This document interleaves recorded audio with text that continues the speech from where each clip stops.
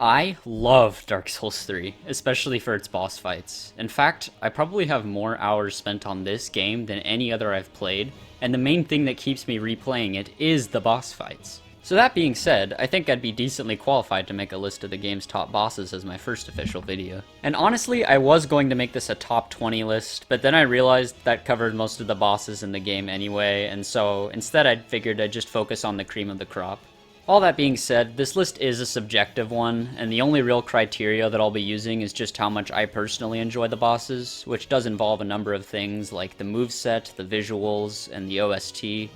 But yeah, anyway, I don't really know how to end an intro, so let's just start the list.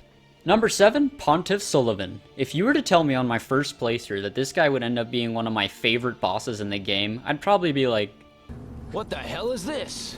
Because on my first playthrough, I died to this guy more than any other boss in the entire series, literally. And while I find him a lot easier these days, he still poses a pretty good challenge, mostly due to his long combos and insane closing distance. Aside from that, this is definitely one of the fights that's grown the most on me throughout the years. This man has the most intimidating presence in the game, how he just towers over you and never stops attacking, and it makes his moves really fun to dodge once you get the hang of it. His second phase is also very unique, and probably one of the most balanced duo fights in the series. If you were to act exactly the same way he did in phase 1, except just now there's 2 of him instead of 1, then this phase would probably be impossible. Luckily, however, they decided to make him a lot more passive in this part of the fight. And because of this, phase 2 usually works pretty well. Every once in a while it gets a bit too hectic if they try to spam combos at the same time as each other, but most of the time it works pretty well. All of this makes for a pretty solid fight, but honestly, I've been skipping around the best part of it, and to be real, it's gotta be the music. It's definitely one of the grandest tracks in the game, and it fits him and his arena super well.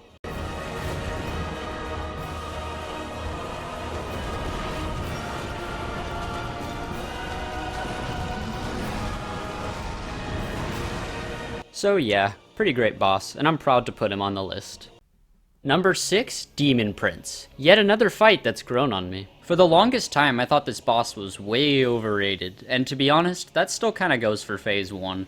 Now, it's certainly not bad, but I just don't particularly get a ton of enjoyment while fighting it. It is, once again, pretty balanced for a duo fight, since there's usually always one using melee attacks and one shooting projectiles. But speaking of which, why did they have to give those projectiles a toxic effect? Like, that is by far the worst thing about this fight. And having to go through the second phase while dealing with the toxic can be quite a struggle. However, let's talk about phase 2 itself, because it's so incredibly awesome that it always makes me forget the first phase of this fight even exists. Every other attack in the demon's moveset is absolute eye candy. So many of its attacks cover huge distances in a way that gives a super cool sense of scale as you're fighting it. All this makes it feel like you're in the depths of hell fighting the devil himself. And all the while, it's not even slightly annoying. All of its attacks are pretty well telegraphed, and it feels like one of the most fair fights in the game. Like, there's really not much to criticize it about except phase 1 just could be better. But aside from that, this fight is an absolute blast every playthrough. Now, before we get into the top 5, I figured I'd cover some honorable mentions, since there are a lot of great bosses in this game. The first one goes to the Abyss Watchers, and honestly, if the whole fight was as good as phase 2, it would make the list, but I just feel like the first phase has gotten too easy over time. Next goes to Soul of Cinder, a fight that I used to like a lot more, but it's still great, just not peak Dark Souls 3. Next goes to Champion Gundyr, who has a very fast and fun moveset, I just personally don't find it the most memorable. And the final one goes to Dancer of the Boreal Valley, with her awesome atmosphere and footstep sound effects.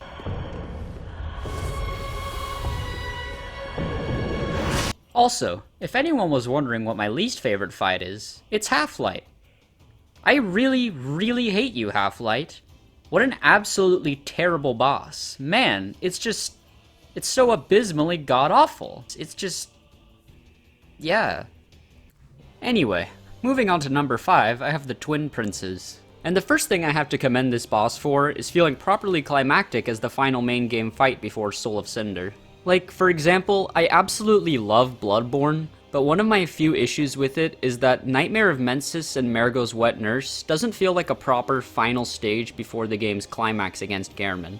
I mean, lore-wise it makes sense, but it doesn't really feel like a culmination of the gameplay in any way.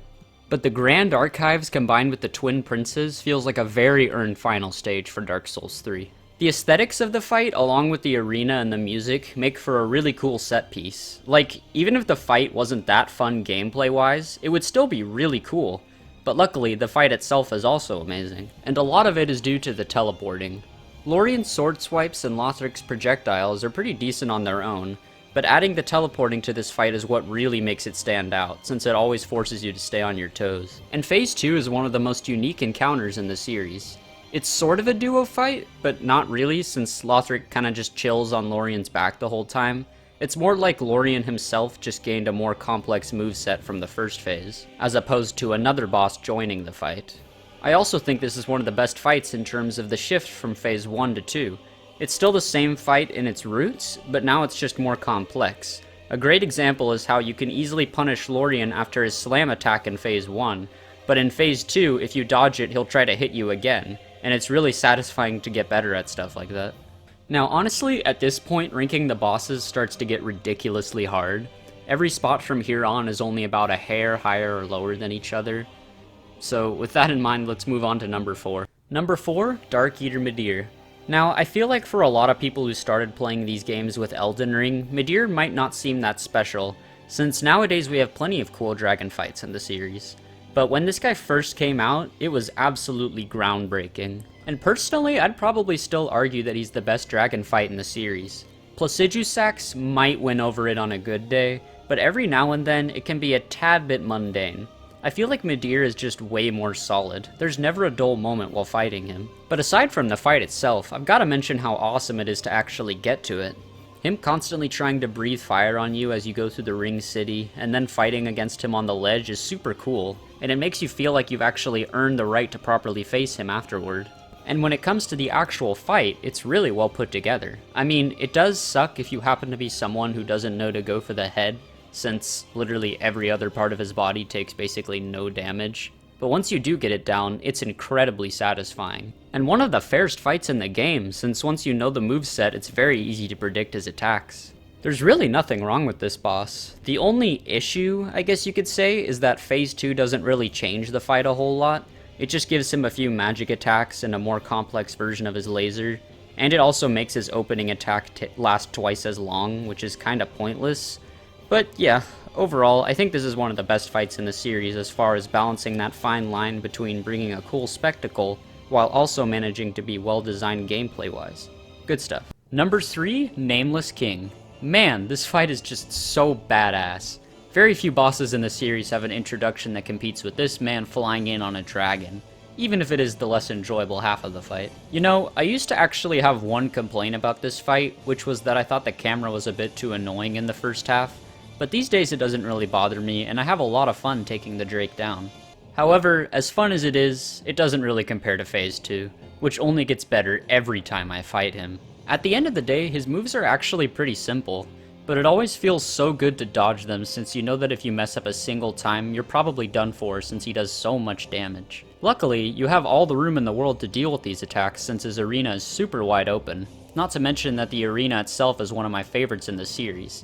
Fighting on top of clouds has a very surreal and different feeling that no other boss has captured in the same way, and it complements the fight perfectly. I feel like the only flaw I could mention is that his lightning strike attack in Phase 2 has a timing that you can't really predict if you haven't seen it before, but that's only an issue on your first playthrough. Every time after that it's perfectly fair, and adds to the consistently exhilarating fight. He definitely deserves my pick as the best boss in the main game, but of course, it's really hard to compete with the DLC bosses. While I did place Nameless King above some of the DLC's finest like Demon Prince and Midir, there's no way I could put him above number 2, Sister Friede, and Father Ariandel. Since this fight is so long, I feel like there's no better way to cover it than by going in order. Phase 1 is my least favorite of the 3, but it's still great. I really like the invisibility reference to Priscilla from Dark Souls 1, and it's just very nicely slow and methodical. One thing I'll touch on now that does go for all 3 phases though is Friede's speed, which some people consider to be a bit too fast. And I do see where this comes from, as sometimes she feels like a Bloodborne boss, which is a faster game. However, this never really bothered me personally. I kind of like how she has that advantage over you, and can sometimes dodge before you hit, even if you set it up perfectly. But then you get to phase 2, and Ariandel just goes insane.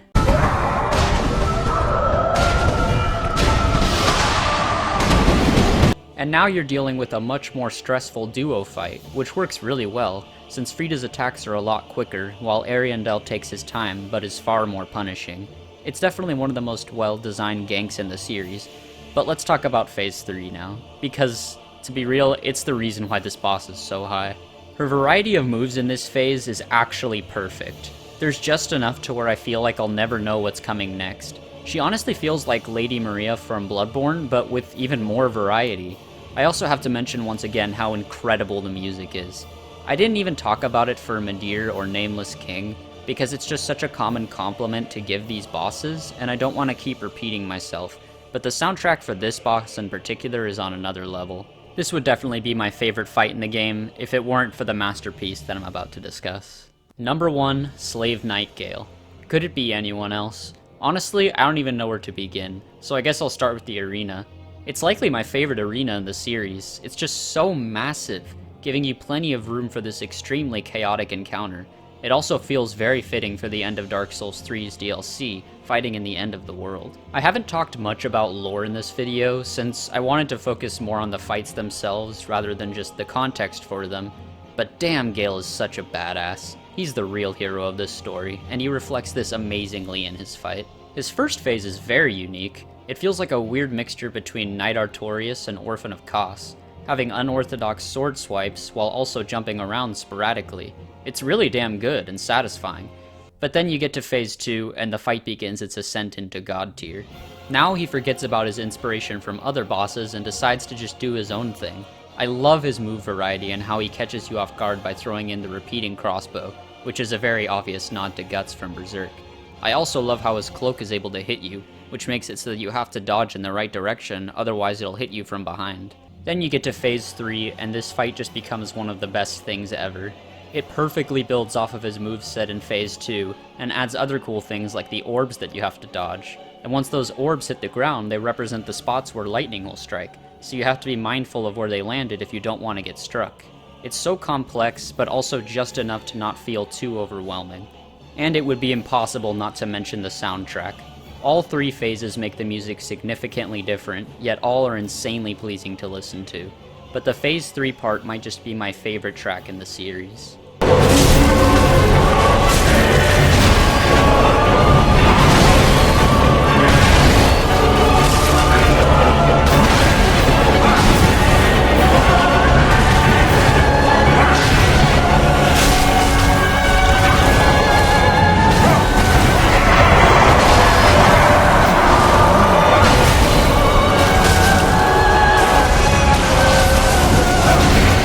There's 1 or 2 others that may have a slight edge, but this one is pretty unbeatable. Honestly, the worst thing about this boss is defeating it, because you know you have to beat the whole game again just to have another go at him. And with all that being said, he's easily my favorite boss in Dark Souls 3. Well, that's it for the ranking. I'll probably be following up this video with some other From Software boss rankings, or maybe just some videos on other topics about the games. Either way, this is a Soulsborne channel for now, and my main goal will be making videos about this franchise since I love it so much. So maybe stick around if you're interested in that. Anyway, that's the video. See ya.